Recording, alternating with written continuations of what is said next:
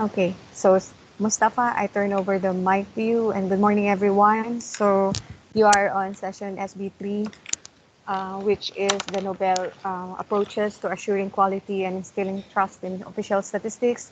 I would like to turn over the mic. I'm Eileen Kapili from ESCAP. I would like to turn over the mic to Dr. Mustafa Dink from the World Bank, who is currently a senior statistician and the program coordinator. Mustafa, your floor, please. Thank you, everyone. Good morning, everyone. I guess it's morning for everybody except me.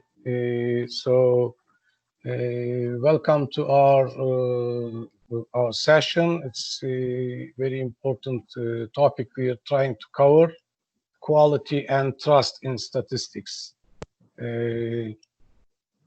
We have six very interesting paper and distinguished presenters today with us.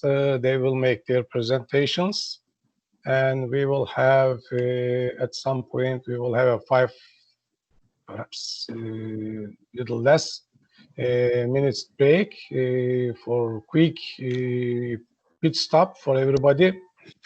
And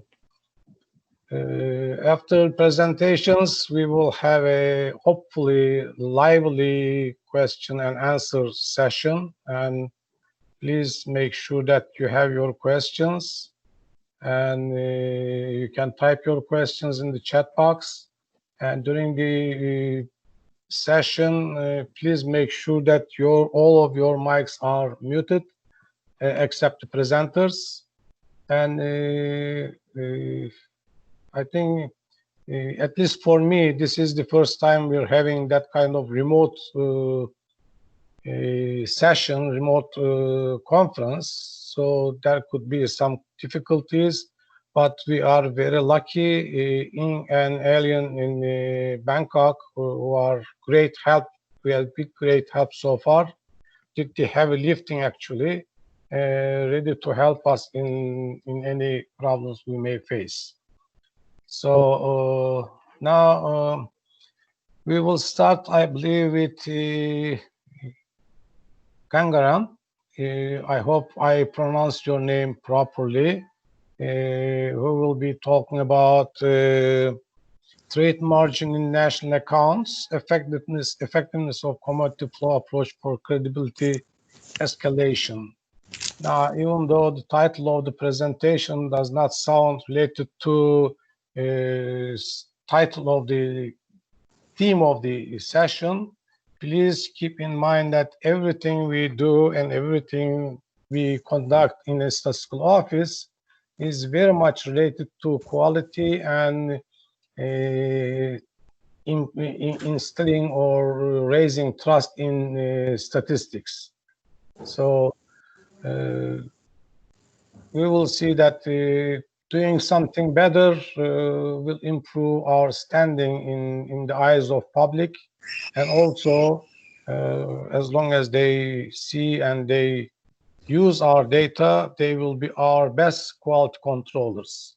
So that's very important. We need to keep that in mind. If you see that it's not related to it, it may seem not related to the topic, it is related. So I will give the floor to Gangaram, and Gangaram, floor is yours. Please stick to time limit and keep it short at 7 minutes, and we will go from there. Thank you, Mustafa.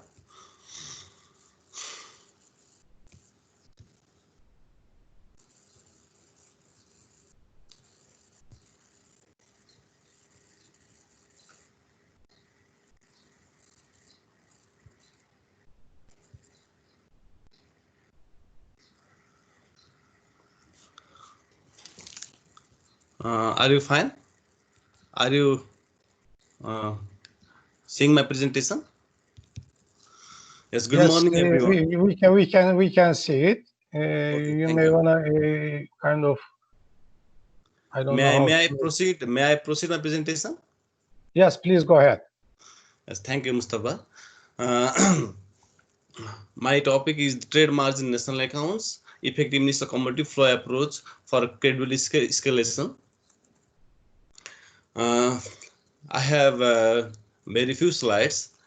The portion of the value added of trade has significant share and is being increased in successive years. In case of Nepal, we have 14% of the total portion of the value added is from trade.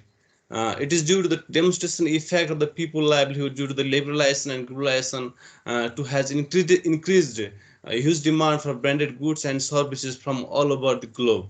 Hence, it is necessary to measure it's effectively to measure various aspects of the economy. The estimates hence prepared are the important basis for calculating economic growth and indicators for the SDG targets that direct in implementing various programs and policies. Hence, we need to measure the trade margin very effectively. This paper is explicitly comparative analysis of the value added of trade sector derived through two approaches, establishment approach and commodity flow approach.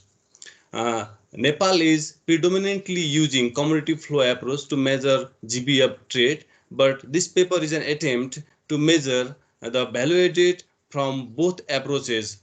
This is my attempt to measure the value added from commodity flow approach, no, that means establishment approach, and assess the value estimates.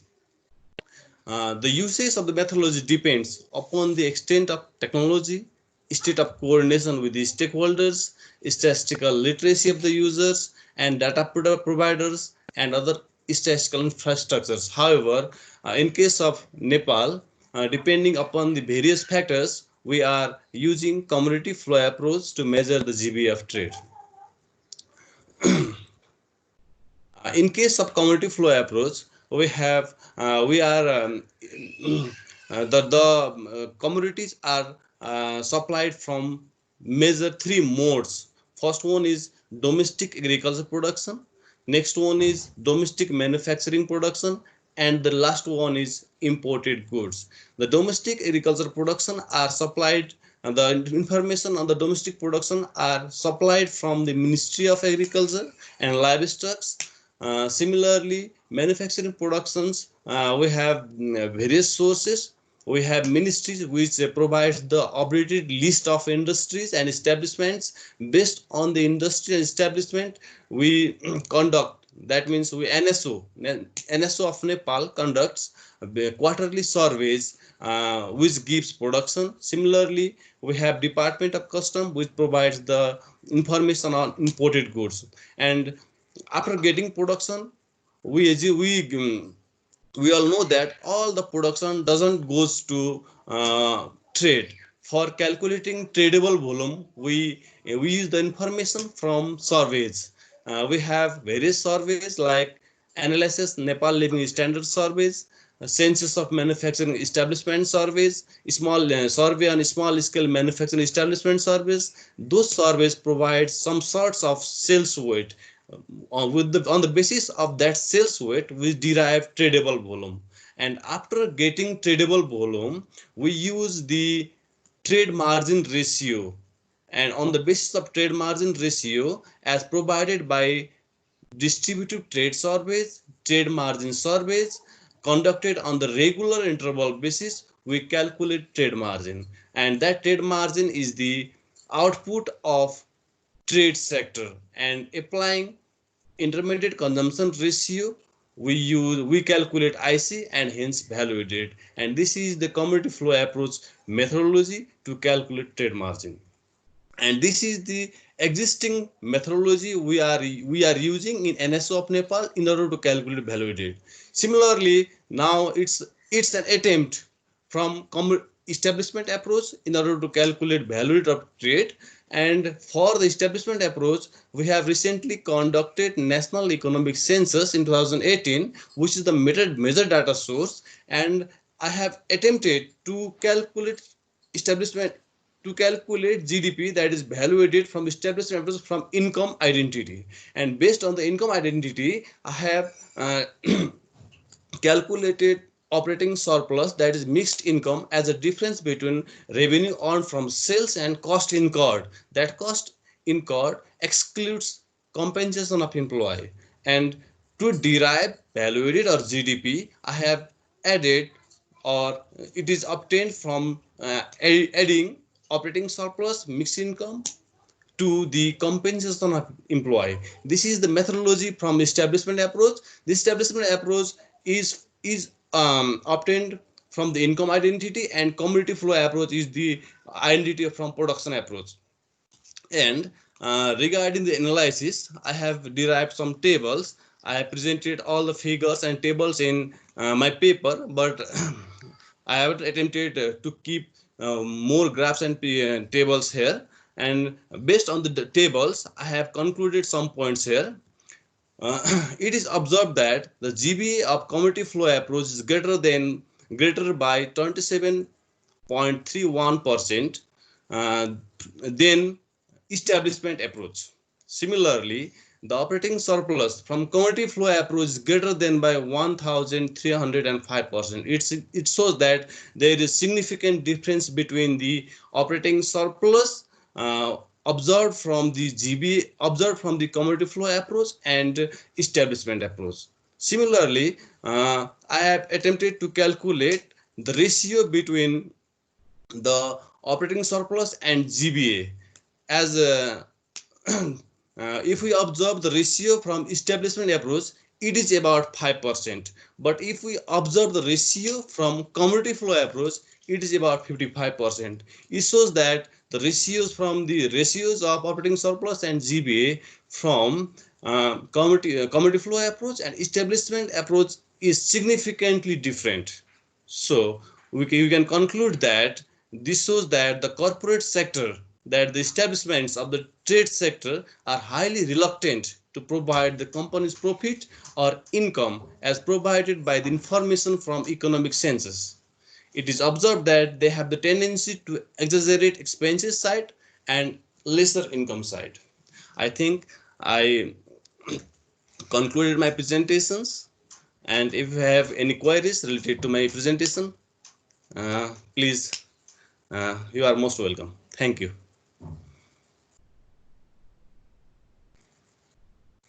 Thank you very much, Kangaram, for the very interesting presentation. Actually, it gives us some important messages. I believe our audience enjoyed this presentation, and probably they have some questions that they can raise during the question and answer session. Now, our second presenter is Roy from Indonesia. He will be talking about calculation of trade and transport margin in pattern of trade distribution. Roy? Okay.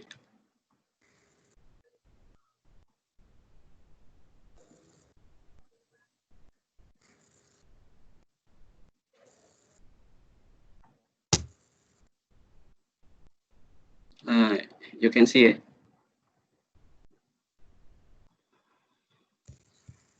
Now we can see. Okay. Yes. Okay. I'm start. This is about calculating of trade and transport margin in pattern of trade distribution. Okay, I'm Roy from Statistic Indonesia. Introduction. In SNA 2008, trade margin difference between the actual price and the price that would have to be paid by the distributor. And the transport margin is cost paid separately by the buyer in retrieving goods at the specific time and location. However, in practice, calculating the value of trade margin and transportation margin of one type of commodity is not easy because for the efficiency, the transporting goods trader often use one-way transportation to carry several types of commodities. So, to get the value of trade margin and transport margin per commodity become its own challenge. So, we use assumption the selling price for goods include all costs incurred by trader to obtain the goods. Why? We use this assumption as an approach to ensure quality and instill confidence in official statistics for TTM calculation to facilitate calculation based on field result. Because in practice, traders often use transportation once transport to carry several types of commodities, so that it is difficult to separate the transport of each commodity. As a result, if we separate transport value in TTM, so based on the result of our survey, we get a negative margin trade value because transformation costs are overestimated. Of course, we did not expect this. So we don't separate trading margin and transport margins, assuming the value become ones, with the value being the sale price minus the purchase price. The problem is how to calculate the trade and transport margin for each commodity when each commodity has different margin, while the transporting costs incurred together in one transportation. Some merchants provide deliver facility to consumer. Consumer price include transportation costs. We use methodology data by survey distribution pattern in period 2018. The indicator used are the percentage of sales volume to trade business carried out in the province, the percentage of purchase volume from trading business, the purchase price of goods sold, the price of goods sold, and the volume of goods sold. And the result, this is the step-by-step calculating the TTM. One is turning goods volume unit in standard unit, because based on the result of recording in the field, unit may be different. For example, in kilos, quintals, or tons. In this case, we make in all kilos. To calculate the volume of goods sold, to make an average value of purchase price of merchandise sold, to make an average value of the sale price of the merchandise sold within the province, counting the province of TTM of each respondents, count the percentage of TTM from respondent who are member the group of business actor, and we make distribution pattern from producer to consumer based on the percentage of the volume of sales good. Example, the producer sell to distributor, and distributor sell to grocer 40% to sub-distributor 50%, and the retail 10%. Meanwhile, the grocer and sub-distributor sell the retailer and consumer, with the most sales the retailer. In last line, the retail sell in to end consumer. Then we make the main pattern of distribution. The main pattern we use assumption pattern will be the biggest volume of sales. In a previous sample of main pattern from was the producer to distributor, then distributor to sub-distributor, because the biggest sales were to sub-distributor. Next to the retailer, and from the retailer arrive at the final consumer. This is calculating of TTM. Sale price TTM in value on and percentage and TTM. For example, the producer sells certain goods for 10,000 rupiah to distributor, then the distributor sell to the sub-distributor 11,000.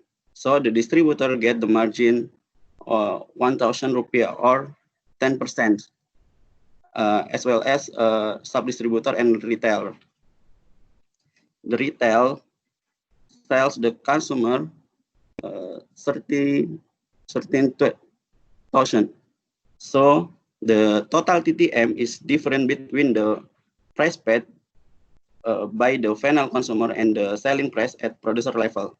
So the total TTM is 13,000 minus 10,000 or 3,000, or in percentage 13%. Calculation using TTM percentage in mathematics with the following formula, we will also get that the total TTM is 13%. This is a study cases in distribution pattern, distribution rise in Indonesia in 2018.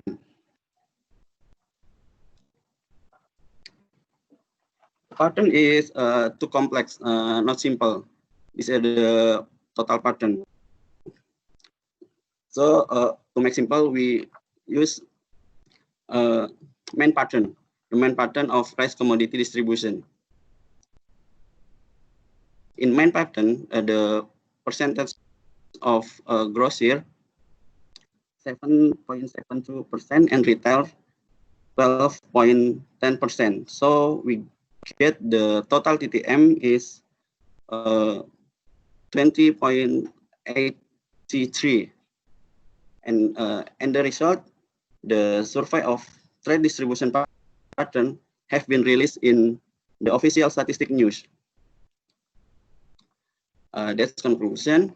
The study offer an alternative calculation of total TTM charged to end customer by using the assumption that price received by customer includes transportation costs, then the calculation of value trade and transportation margin from upstream to downstream of the distribution pattern is trading certain commodities can be done. For discussion, we are very receptive the feedback, mainly relate the assumption the price received by consumer, assumption forming the pattern based on the biggest volume of sales, and as learning matter for us how to calculate TTM in your country. That's all. Thank you. Thank you very much, Roy. It's quite interesting, particularly these days when this on-demand economy is growing. Your point is quite important, I believe. People who are interested in this type of activities or research will definitely find it very useful. Thank you again for this nice presentation and case study. Now, our next presenter is Mohammed Khalid from Afghanistan. The title of his paper is Maximizing Completeness of Data and Instilling Trust in Birth Registration in Afghanistan. And he will provide findings from 3 provinces. Mohammed, the floor is yours. So thank you, Mustafa. Hello and good morning here from Afghanistan. So just help me out there to change the presentation. So I will need your help. Okay, so the problem is in Afghanistan, we have still low coverage of birth registration. According to Demographic and Health Survey Afghanistan 2015, only 42% of births are registered. Next, please. So for this purpose, we wanted to set an objective of to identify enablers and barriers to birth registration in Afghanistan. Next, please. For this purpose, we did a qualitative study through conducting focus group discussions and in-depth interviews. Next, please. So our main findings are we found that our key stakeholders who are involved in birth registration, they have good knowledge about importance of birth registration, particularly for the planning purposes and setting strategies. And there are some challenges or barriers. So still our health staff or health workers, they have low awareness about policies and legislations. So they knew about the legislation that there is, the country has legislation about water statistics, but they didn't read it. And they have limited knowledge about policy guidance or policy documents. Again, the system has poor responsiveness and management. Some health workers claim that they are overloaded with work, and birth registration is not their responsibility. And the birth registration occurs only at health facilities. So this is a challenge. And also poor parents' awareness and participation. So still they are lacking the importance and benefit of birth registration. And distance and transportation cost. So we have only in our health system, the mother should go to health facility where she delivers, and then she can register her children. So for some families, distance and transportation cost is they are blocking them to go to health facilities. Next, please. So this is our birth registration data from 2019. This is our routine data. So from our Bhutan statistics department, which is almost 47% of births are registered. So next, please.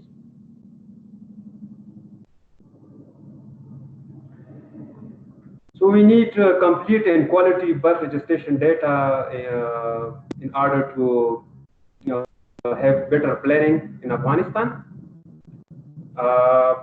And the existing policy documents and legislation, they are legitimating birth registration in Afghanistan. So we have our own policy, and also we are committed to SDGs. And we have a vital statistic law in the country, so which is supporting the birth registration in Afghanistan. Next, please. So we came up with some recommendations to our government. So we are insisting that the current statistic legislation should be implemented and should be supported, and it requires some regulations as well.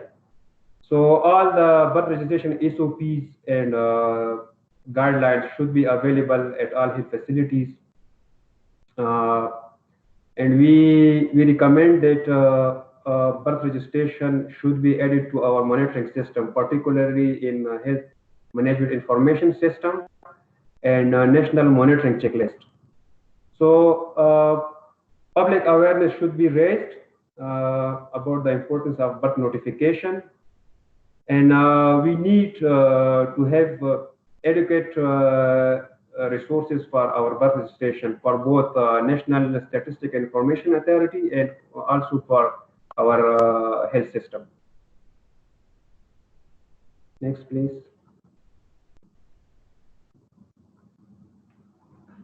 Next, please.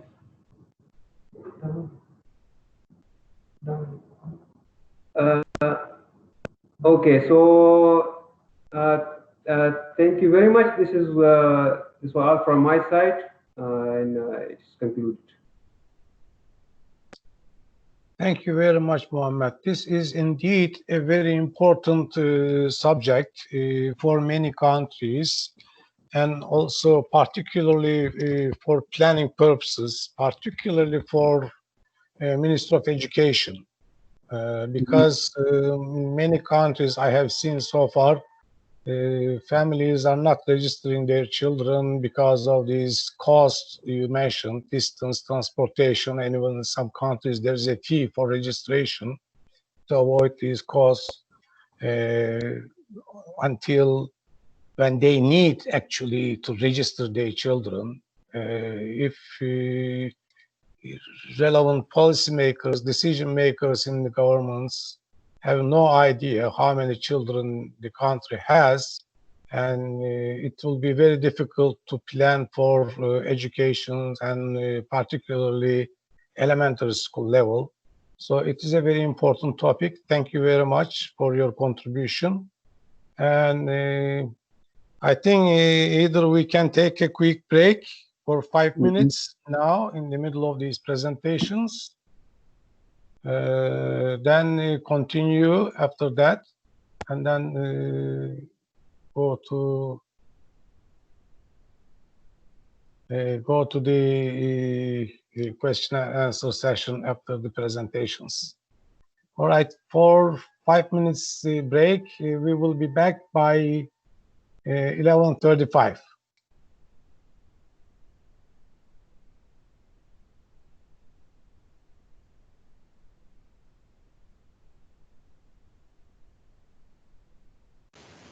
It's 10:35 here, 11:35 in Washington, D.C. So we will be back after 5 minutes. Thank you.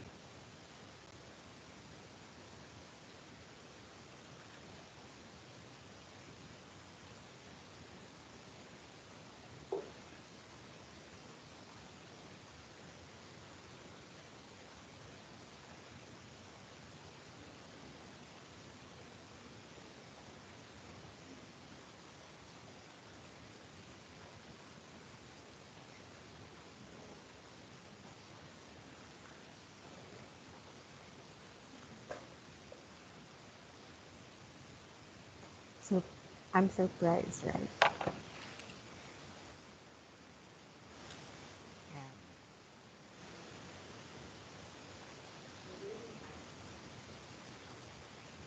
No, it's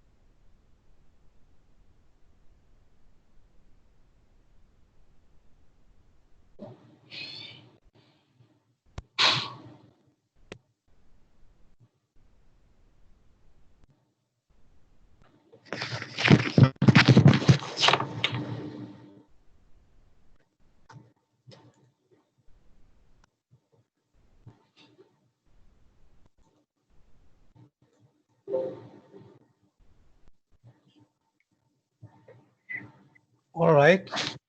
I think we're back. I hope everybody is back and ready for the next presentation. The next presentation is from my own country. Aycan will present the integrated sector accounts from Turkey. Aycan, floor is yours. Please go ahead. Okay. Thank you, Mustafa. I will share the screen now. Okay.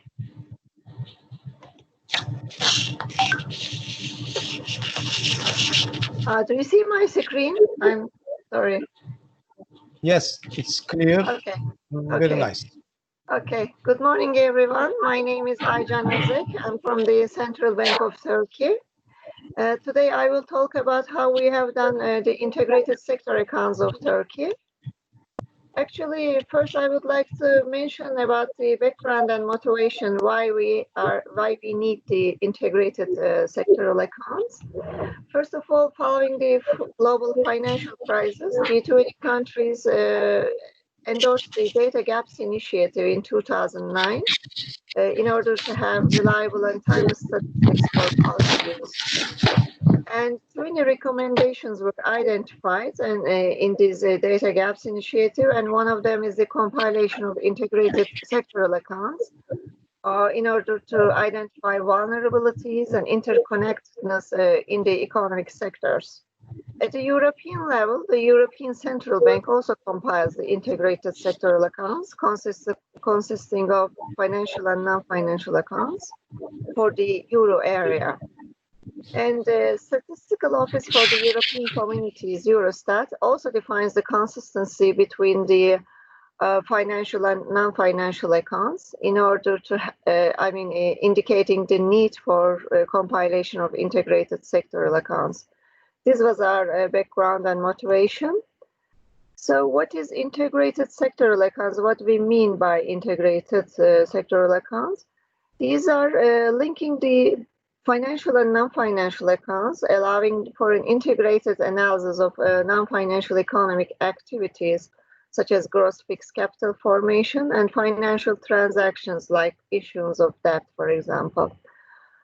And here is a chart to show you how integrated sectoral accounts is pictured. This is the graph taken from the monthly bulletin of the European Central Bank. It shows the Euro area net lending and borrowing by institutional sectors, both financial and non-financial accounts. So in the SNA, when we look at the sequence of accounts in the SNA, we can divide this system into 4 quadrants. In the upper quadrant, we have uses and resources for the economic sectors. Uses, which mean for the goods and services produced. And then we have the resources side. We have the consumption of goods and services. At the very end, when we compile all these goods and resources, we can end up with the net lending and borrowing of the institutional sectors and reach the gross domestic product. At the lower level of the SNA, I mean System of National Accounts, we have the assets and liabilities for the reflecting the acquisition of financial assets and the incurrence of liabilities. So upper quadrant means for non-financial accounts, and the lower one means for the financial accounts. To show this in more detail, you see this red line. Red line is the line between financial and non-financial accounts. Above the line, we can have the uses and resources for all the economic sectors, as I defined. And then from the current accounts, going to accumulation accounts, we can also calculate the gross domestic product, I mean the national income of the economy. So in Turkey, this above the line process is disseminated and compiled by the Turkstat, Turkish Statistical Office, and below the line, the financial accounts is produced by the Central Bank of Turkey. So when we start compiling the integrated sector accounts for Turkey, first, I should say that we started in 2012, the first dissemination of financial accounts by Central Bank, and we follow the sector-wise approach. In every year, we try to add some more new sectors to the financial accounts. And the sectoral financial accounts at annual basis, sectoral non-financial accounts at annual basis is compiled by the Turkstat since 2016. After Turkstat published the first sectoral institutional sectoral accounts, we started to integrate them, and we established a working group of integrated sectoral accounts in 2017. So what we have done in this working group, first of all, we started to define the data sources for sectoral financial accounts, because in sectoral financial accounts are secondary statistics. They are not directly compiled from one set of accounts, but uses many different macroeconomic statistics like national accounts, money and banking statistics, security statistics, government finance statistics for general government sector, balance of payment statistics, and international investment position statistics. At sector level and also at instrument level, we have many data sources. Some data sources are administrative data. These can be directly identified and compiled, and some of them are coming from survey data, and some of them are coming from secondary statistics. At the instrument level, we also have administrative data, secondary statistics, and some survey data, but mostly we use the counterpart data coming from money and banking statistics and security statistics for the main financial instruments like currency and deposits, debt securities, and loans. We use the counterpart data. You can imagine this as a mirror data, not direct, but a mirror data. In the integrated accounts working group, after we identified our data sources also at sector level, we also analyzed the data coverage if we have the same data coverage in each sector in order to integrate these accounts. So we started to use more of the same administrative data for the same sector. And we also identified that there are some missing subsectors, subsector data. So we try to fill this data gap. And for example, we also had the data warehouse for insurance companies. And we build up bridge tables from balance of payment statistics to convert them into financial accounts. Also some bridge tables from tax data to convert them into general government sector accounts. Here, the important thing is the data sharing agreements between the administrative data sources, and in some cases between the data sharing agreements between the statistics compilers that we use as secondary statistics. And GFS, for example, government finance statistics, has been the base for the general government accounts.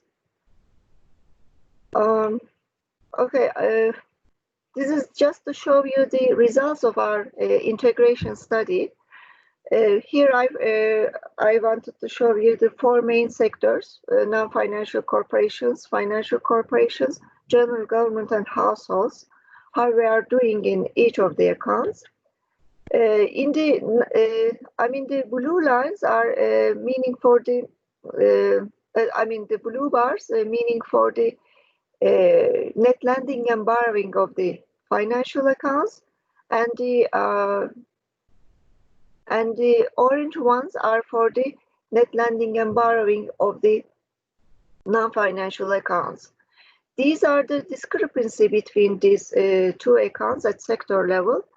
In order to measure this as a quality indicator, we also identified a coherence indicator, which is the difference between the net lending and borrowing of financial and non-financial accounts. Here on the first graph in non-financial corporations, you can see our, maybe you can measure our data quality.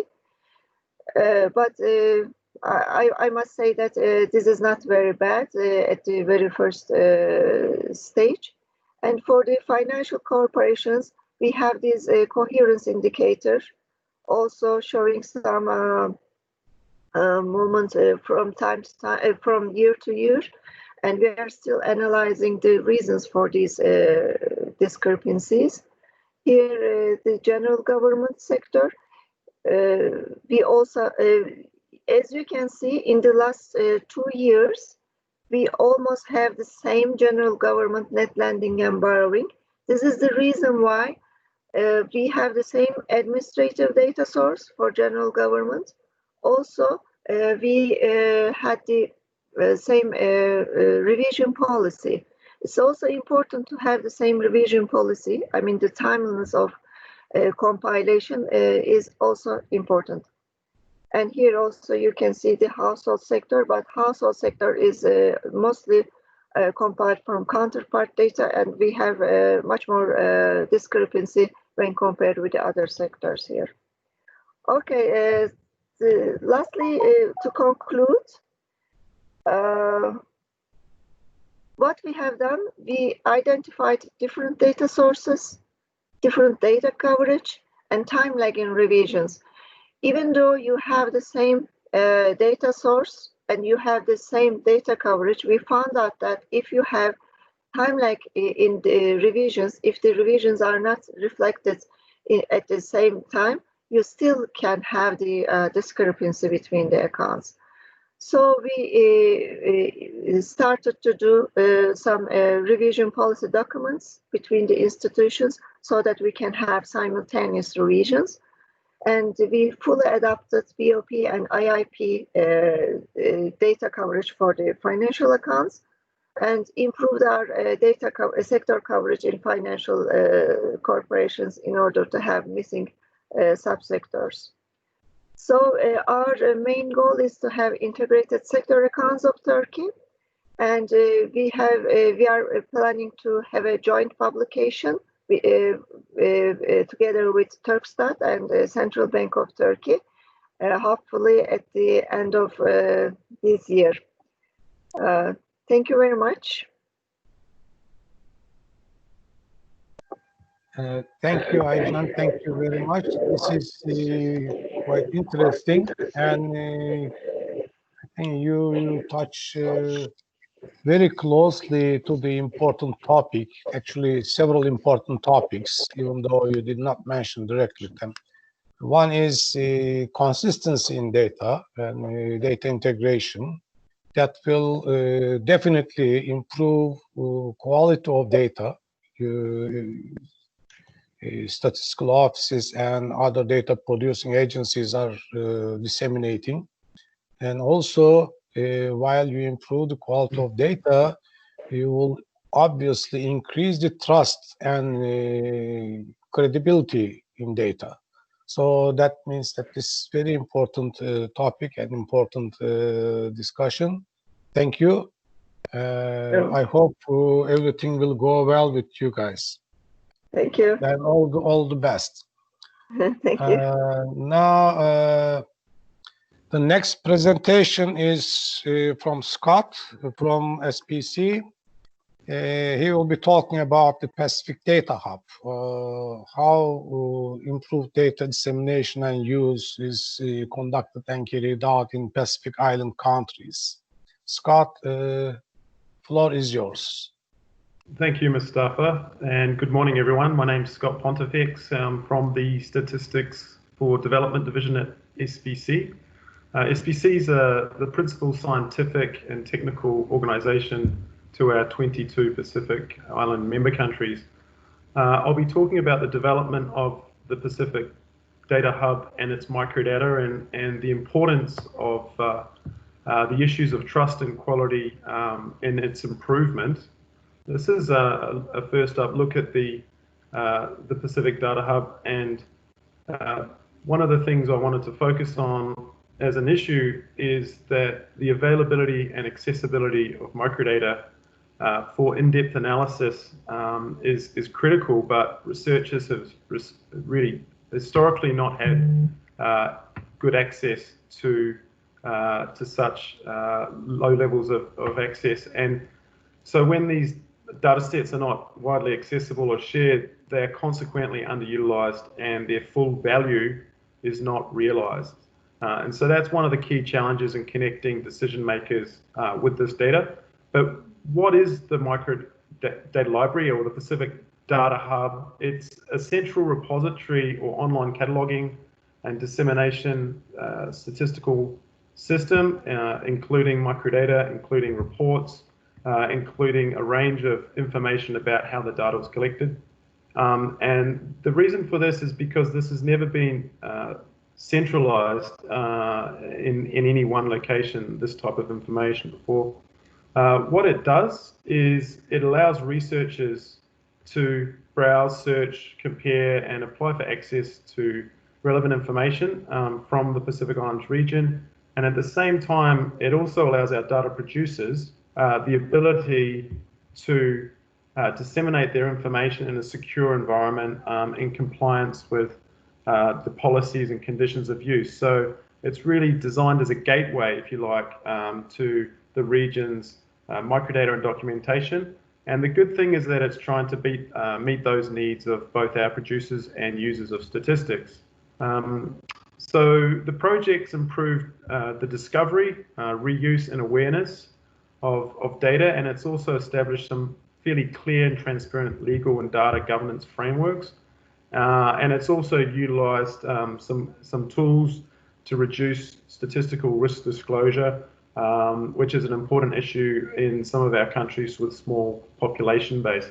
And added to that, underlying a lot of the work that's been done is the building of capacity in Pacific Island national statistical agencies and in the area of data documentation to ensure that we have some long-term sustainability and a pool of regional experts.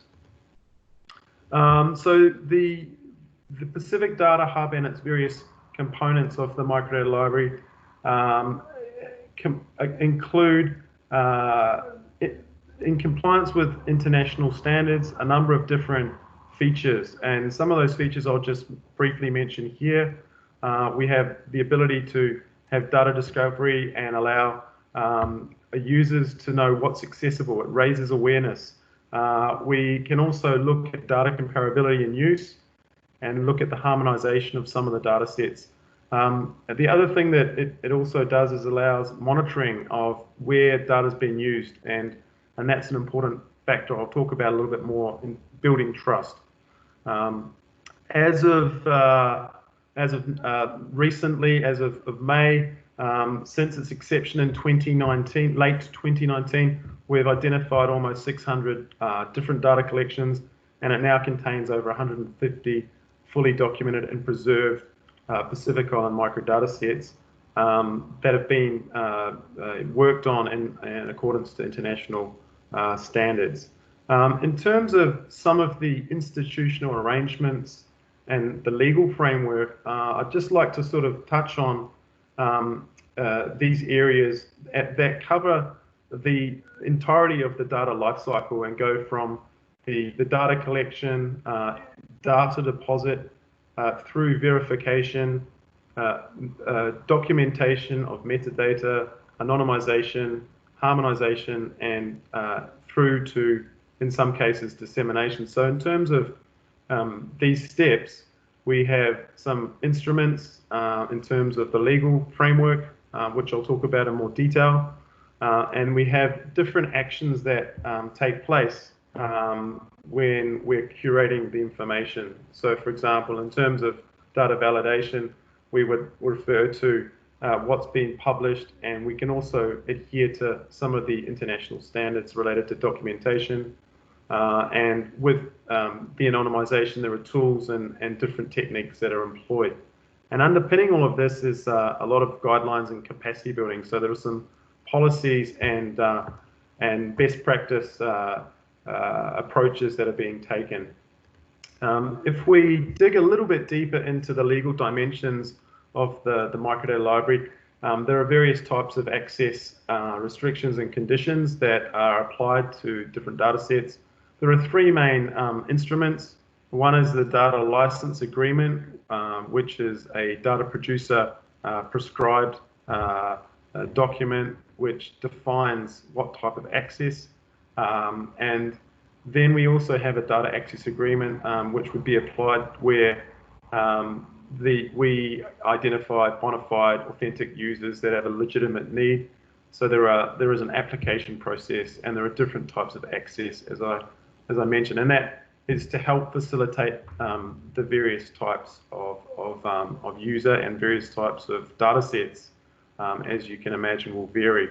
The other thing that's important here is the terms of use that need to be adhered to as part of this process. And I think that these types of principles will lead to greater uniformity of an approach and hopefully more sustainability. There are other types of ways of building trust and instilling confidence that can be made in addition to what I just mentioned. I think these are more operating practices involved in all the processes that I mentioned earlier. And these are some of the things that relate to an enabling environment. For example, ensuring that national legislation is made so that that facilitates safe dissemination of microdata. So where there are some of our national statistical agencies with outdated statistical acts, they need to be revised, and in doing so, that can strengthen the coordination.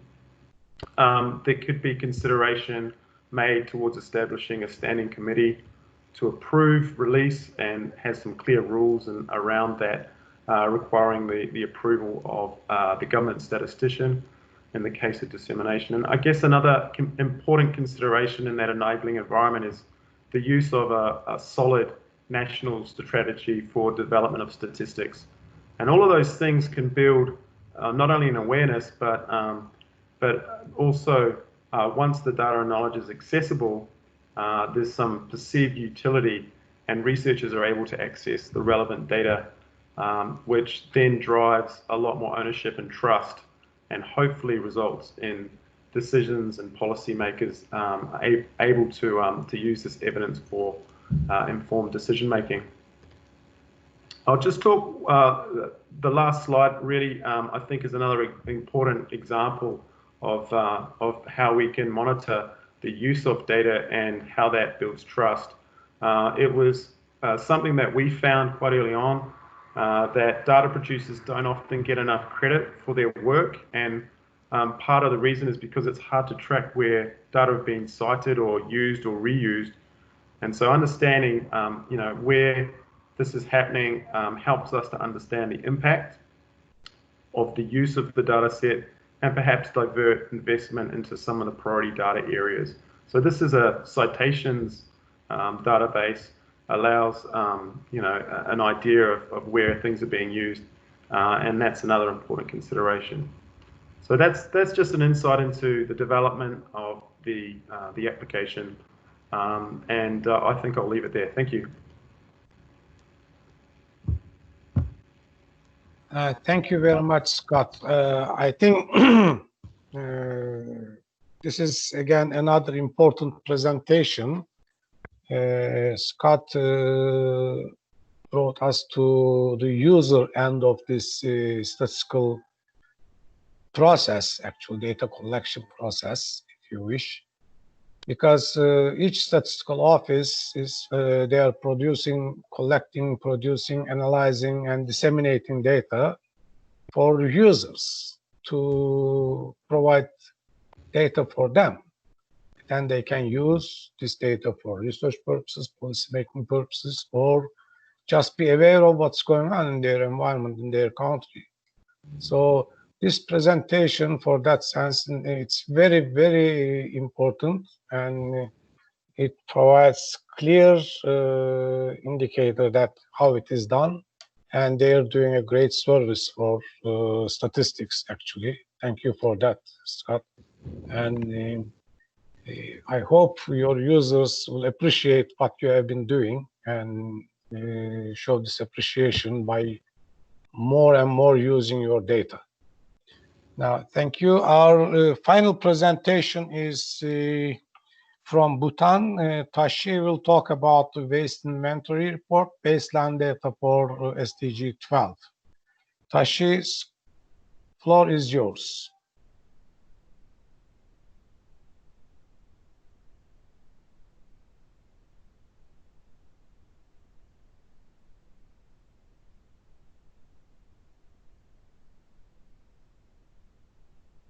I think so.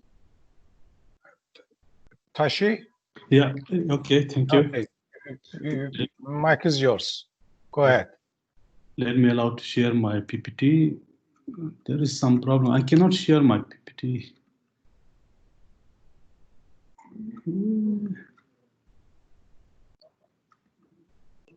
Do it from here if you prefer, Tashi. I think it's yeah. No, I can't share it here. Okay. I'm sorry. It's okay.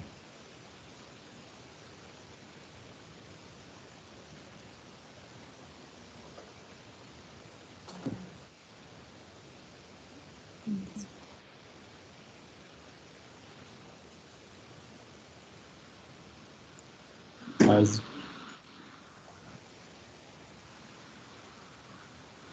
okay. Tashi, you're on. Okay, thank you. I'm Tashi Namge, and I work for National Statistical Office in Bhutan. So I'll present on our talk about nationally representative survey on National Waste Inventory Survey. Our theme was Nations Waste on the Scale. It was conducted in collaboration with National Environment Commission, with the department solely responsible for the waste management. So in order to instill and raise the trust in the statistics, we have involved National Environment Commission right from the development of questionnaire to the report writing. They were also involved in the field survey.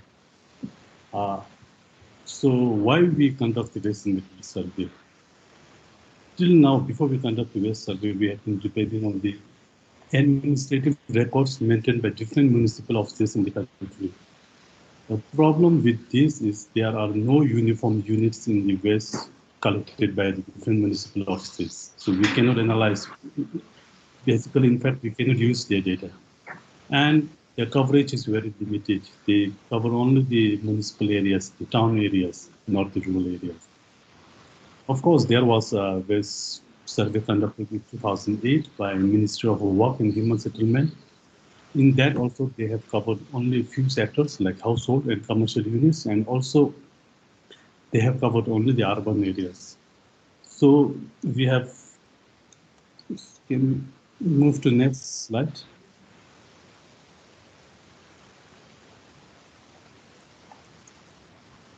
Okay.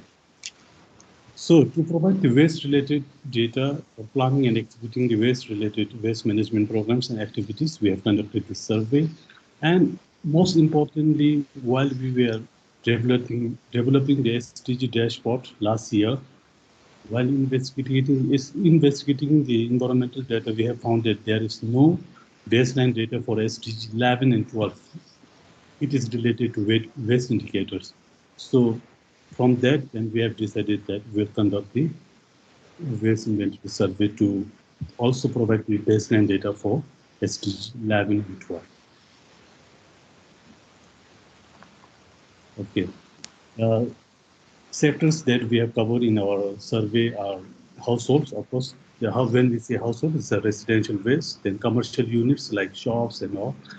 Then we have also covered industries, health centers, institutes and offices, vegetable markets, and also the private waste management companies. We cover private waste management companies only to ask their perception on how they are managing the waste, what types of waste they are recycling, and the amount of waste they are recycling. Because like we are not collecting the quantity of waste from them. Okay, next. The survey findings shows that for survey we have adopted two-stage method. The perception. In the first stage, we have asked only the perception of what people think about the waste, what they know about the waste, how they are treating their waste, where they are taking their waste.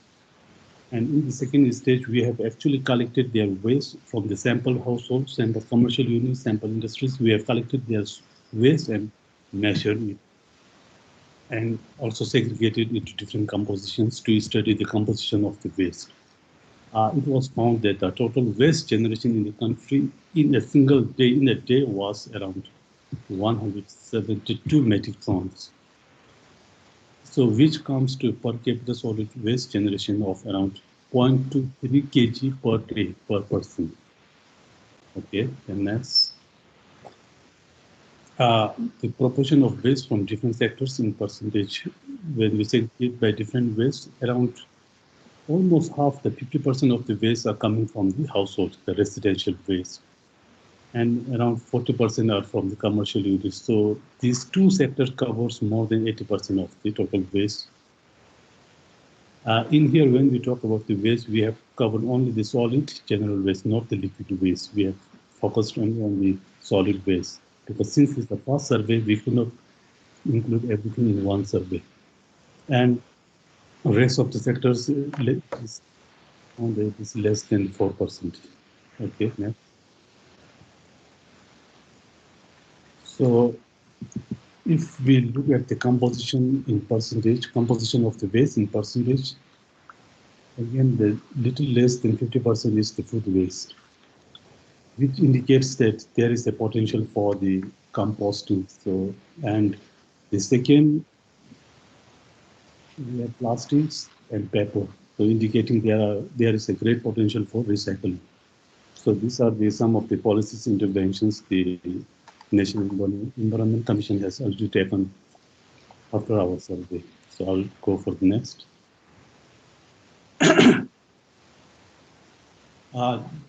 In this slide, I will show some of the highlights on the use of the survey data. After completing the survey data, the National Environment Commission, with collaboration with some of the UN agencies, they have already established 3 or 4 composting plants in the areas where there are more food waste, where there are more hotels, where there are more restaurants. So they have already established 2 or 3 composting plants in the areas where there are more food waste. And we are now coming up with the zero waste account. We have already recruited a consultant from ESCAP. We are working with them to come up with the zero waste account, which will again be useful for the policy making. And National Environment Commission, they have already initiated the Zero Waste Hour, which basically means that every month, every citizen of the country has to participate in the mass cleaning once in a month, every month for 1 hour. And they are also planning to review the Waste Act, because in our survey we have collected the willingness to pay for the waste collection services. So most of the households and commercial units, they have responded that they are willing to pay a certain amount of fee to waste collection services. So accordingly, we are now planning to review the Waste Act. And in the recent parliamentary session, the government has already prioritized waste and state rock management as was one of the priority for the next financial years. So these are some of the highlights on the use of the data. Thank you. Yes, sir. So for more information, I have provided the link here. So we have survey findings on different sectors, like household for different households, for institutes, different. Thank you. Thank you very much, Tashi. I think this presentation, at least for me, was quite interesting because we're living in an era that we're consuming too much and wasting too much, and probably many of you have seen these trash islands in Pacific and Atlantic. So managing waste, and at least probably it will give people idea that not to waste in the first place, but if we keep wasting, and unfortunately we will do so, then how we can manage it and protect the environment and protect our waters, air, and oceans that are our livelihoods. So thank you very much. This is very timely, interesting presentation. Now this was our final presentation. I think we can open the floor for questions. And anybody who wants to ask a question, or some of you, I saw that already submitted your questions in chat box. We can start now. Floor is open for questions. Please raise your hands and then ask your question. And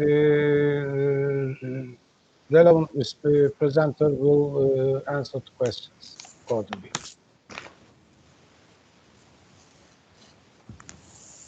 So, yeah, Hamid, would you like to, Hamish Grant, would you like to raise your question now? Thank you. Please show us your screen. Thank you. Sure. Hey, so I'm Hamish Grant from Statistics New Zealand. Had a couple of questions, maybe just start with the one that I had for Gungram around his paper about the commodity flow versus establishment estimates for the trade estimates. So yeah, thanks for bringing your presentation. Really interesting to see. Nice example. Thank you for the interesting questions. Yeah, so I don't know. Yeah, regarding the first, retail expenses are relatively high compared to the commodity flow equivalent. I would like to state that we have two sources. I have presented two methodologies. First one is commodity flow approach and next one is establishment approach. And for two different approaches, we have two different sources.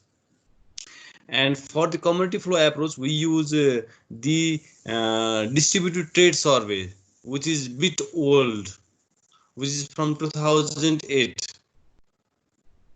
And due to some reason, we are not able to update that survey. And we are recently we have finalized the questionnaire and going to update that survey. And regarding the establishment one, we have the recently conducted national economic census, and both based on that census,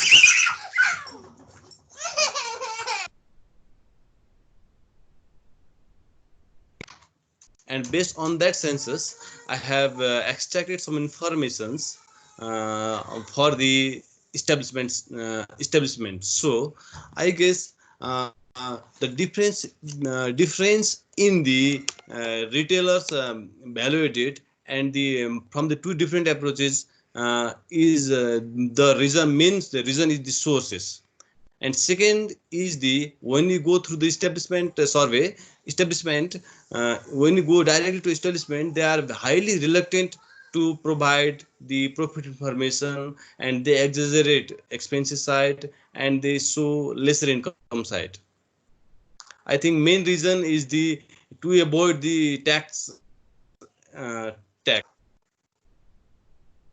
So, and so as far I understand about the second questions, but I'm not totally clear regarding the size of trade establishment on the business register. This is also the reason of the source. We have the main three modes of supply are the agricultural production, 15% in domestic products, domestic manufacturing production, and the import. And the domestic agriculture production comprises of 35% share in the commodity flow approach. Similarly, 15% share is of domestic manufacturing, and 50% of the share is of import. So, and we calculate the trade margin based on this percentage and distributed trade surveys. And so far, you have stated that will you have to told about the adjustment. Will you mentioned will the size of trade solution on the business can be adjusted given the analysis present you have stated? I think you are right, but we need to adjust when we are going to update the details survey, and we need to adjust the statistical business register. Thank you for that. Thank you. Hamish, I think it clarifies your answer to your questions. Thank you. And I think you have some questions for Aycan as well, I believe. Since you have the mic, so go ahead and ask these questions, and we can go to the next question. Okay. Okay. Thank you for your questions, Hamish. First, regarding the first question about how to minimize these discrepancies, or our plan is to first we identify the discrepancy level between financial and non-financial accounts, and the next step is the adjustment. So in theory, I mean, net lending and borrowing should be equal, but in practice, as you know, it's not. And the adjustment will be done according to the data hierarchy. Which data set is more reliable and more at the top level of the data hierarchy, we will adjust. We will decide on sector by sector. Maybe financial accounts would be adjusted according to non-financial accounts, or vice versa. This is our plan, but we will see how it goes. And regarding the second question, what is the main challenge? Actually, this is a long journey. But the main challenge maybe at the very beginning, I should say, speaking the same language, speaking the same definitions, coverage, and concepts. So this was the main idea of establishing the working group. What I would suggest is to make this making group involved with the experts from all of the institutions and more communication. We usually we make first of all, we have done meetings every month. Then now they are annual meetings or biannual meetings. But apart from the meetings, we are always in communication. When we start sectorizing some new institutions, and when we have new data, we always discuss this within the working group, and we decide together, sitting on the round table, and decide what should we do. And the key is our key assistance, let's say here, is the SNA, of course. We always try to find out what is written in the SNA and what should be in line with the SNA. But it's a long journey and it never ends. Okay, thank you, Hamish. Thank you, Aycan, for clarifying all these issues. Hamish, I think it clarifies your concerns or questions. It does. Am I allowed one follow-up question or not? I think let's give the floor some other colleagues because we're running out of time. If we have time, you have the floor. And since you are engaged a lot, it would be fair to give you another opportunity. Now, I think we have another question.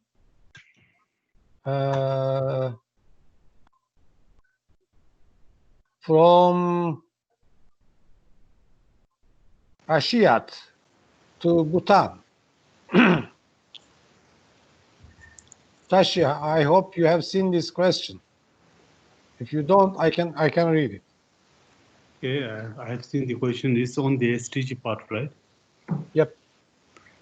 I would say that we have not really answered all the SDG needs from this survey, but at least we could provide a baseline data for global food waste, that is SDG 12 indicator 3 and waste generation, the target 12.5.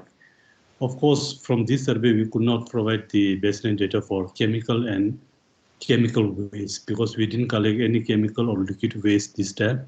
So we are planning to conduct this for this next year. So as of now, we could at least provide the baseline data for SDG 12. I think it is target 3 and SDG target 12.5. Yeah, that's all. Thank you. Thank you, Tashi. No, friends, sure. Any other question? If not, I will give. I can also put in the chat box.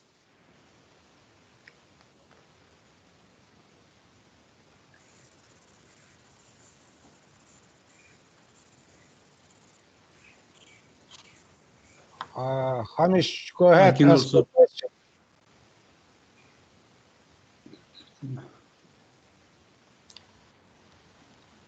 All right, thanks. Sorry. I can also provide the answer in the chat box. My follow-up question, Jean, was around the statistical discrepancy. Did I understand correctly that you will try and make that 0, or do you think there will still be some discrepancies after you make adjustments for the based on your data hierarchy?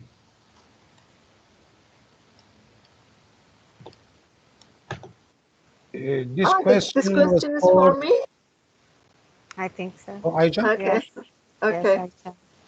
Yes, there is no perfect word for having 0, of course, in this statistical word. But the main idea is to minimize it and at least try to explain the reasons of the discrepancy. If we know the reasons of the discrepancy and we can share it transparently, this is our goal, to minimize and define all the reasons for the discrepancies, then work on it. Thank you. Thank you, Aija. Any other question? We have, I guess, 7 more minutes. We can take a few more questions.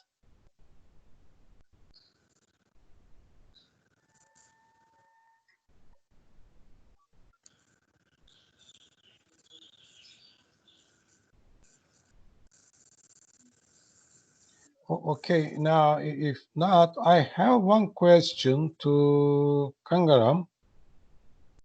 As you mentioned, Yes. that I think Hamish asked a similar question, but now once you identify this discrepancy, big discrepancy between data flow and established survey results, then you identify that it is expected, in fact, in many places, in many countries, if the administrative data is not properly kind of registered,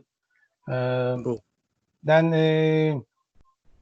is there any plan to kind of encourage your corporations to report properly, or just this is kind of an exercise you conducted and wrote a paper about it? No. Thank you for the interesting questions. this national economic census provides, moreover, we have a good level of business registered, and I have tried, just this is an attempt, to extract the information about the trade establishment income and expenditures, but um, this is just my attempt. But however, we are not able to publish the statements, income and expenditure statements, from the establishment survey. uh, Moreover, we can use the information from the national economic census. That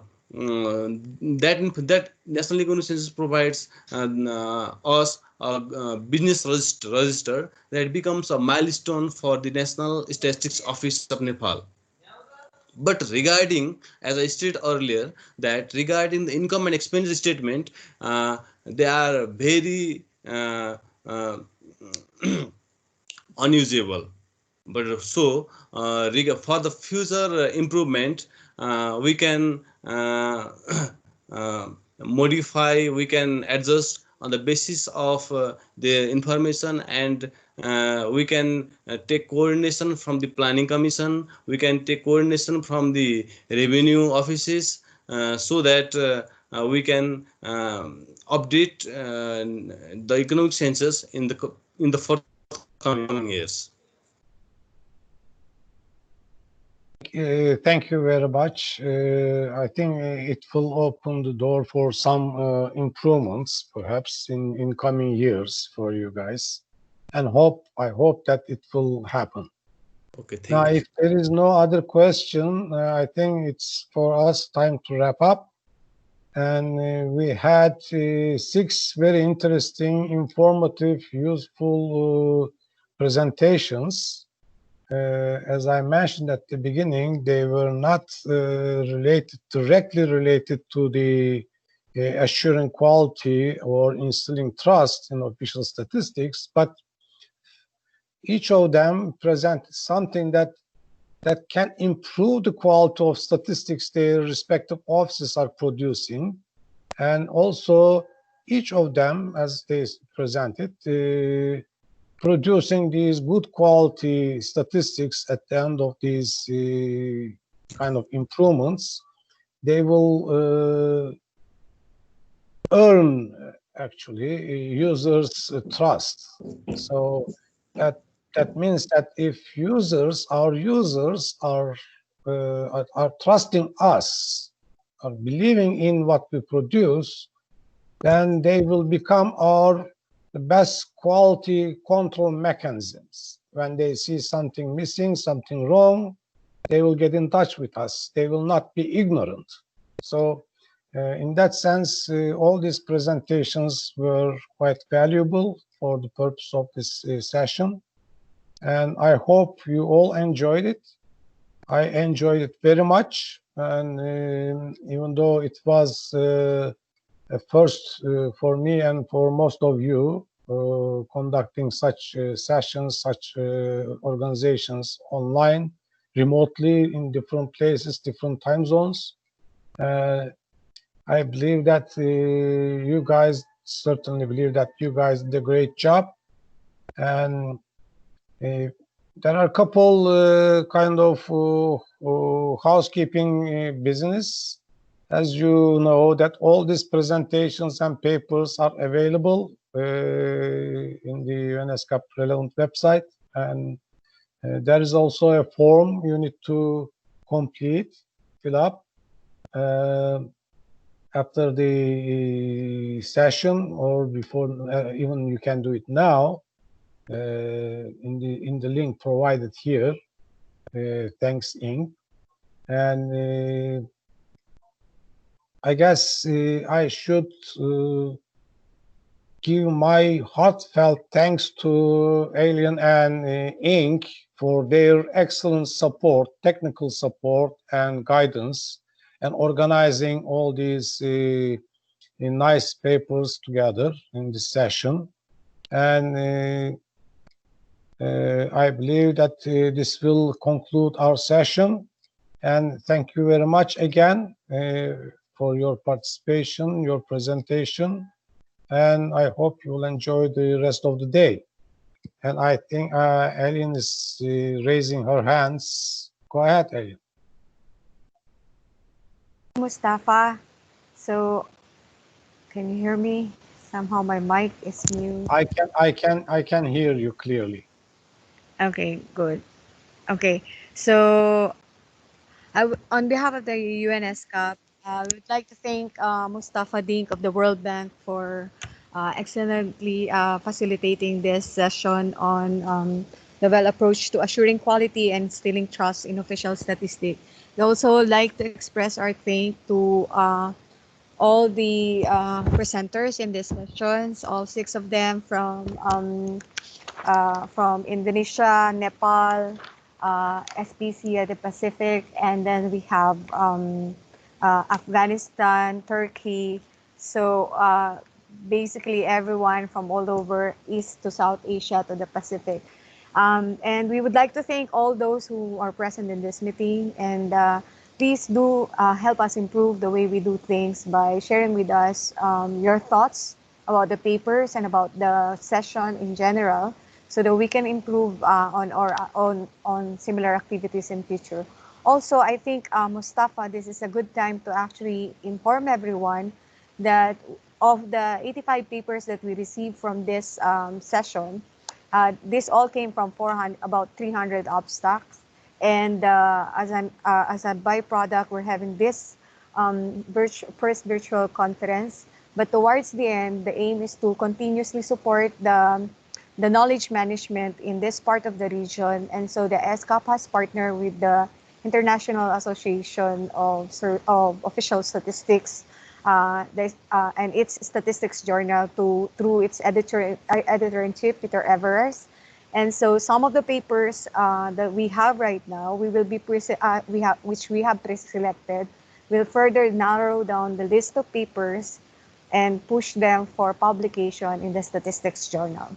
So again, I would like to congratulate Mustafa and the presenters and all the participants for staying with us. Please, we still have 3 more sessions in the afternoon, and I invite you to join our closing plenary session also, which is going to happen tomorrow, where we will have the incumbent president of the International Association of Official Statisticians, Mr. John Pollinger. And also, I would like to take this opportunity to thank my colleague Nalin Rat for all the support that we are getting, and all the other staff. Thank you, Mustafa, and thank you, everyone. Have a good day. Thank you very much, everyone. Enjoy the rest of the UNESCAP Stat Week.